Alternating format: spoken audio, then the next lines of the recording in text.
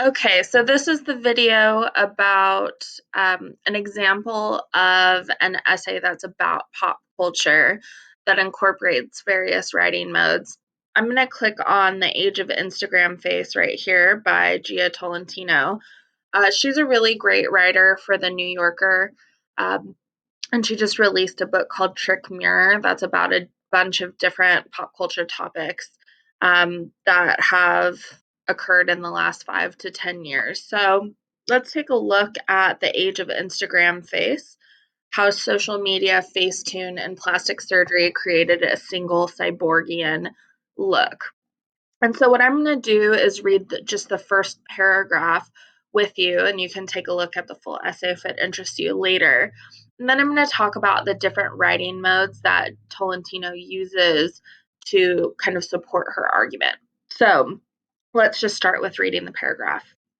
This past summer, I booked a plane ticket to Los Angeles with the hope of investigating what seems likely to be one of the oddest legacies of our rapidly expiring decade: the gradual emergence among professionally beautiful women of a single cyborgian face.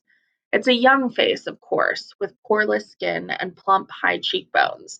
It has cat like eyes and long, cartoonish lashes.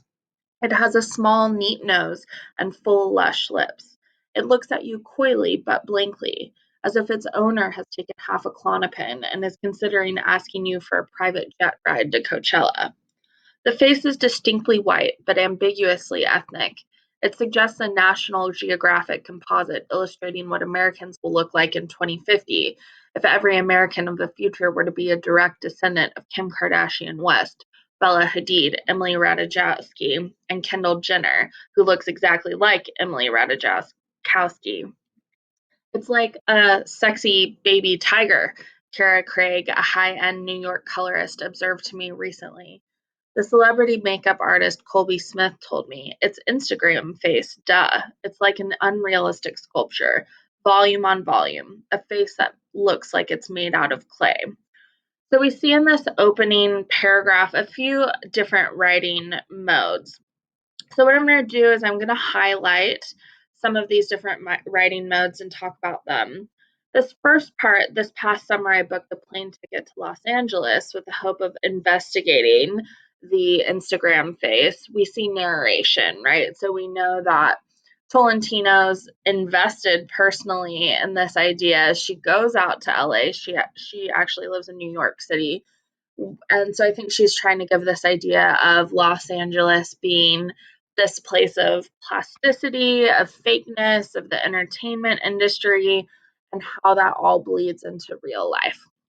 And then we have another writing mode in the second sentence is the definition of what Instagram face is. So it's a young face, of course, with poreless skin and plump high cheekbones. And then she goes on to describe it further. And then finally, at the end of the paragraph, we have illustration, right? And enumeration. There are multiple examples of what Instagram face is, um, comparing it to these different TV personalities and models.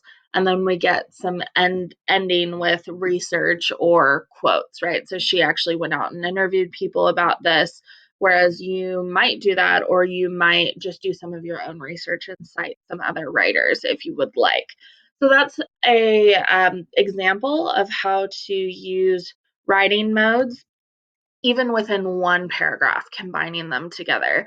So you may kind of chunk out your writing modes when you write and do sort of definition for a paragraph and then narration, but more likely you'll be mixing them together in some way.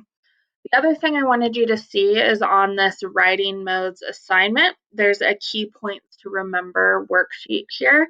If you click on it, it'll take you to this 2-page kind of handout about the different writing modes. That'll give you some ideas of how to structure your essay if you want to, for example, do division and classification or do process analysis. This explains how to work that into your own writing.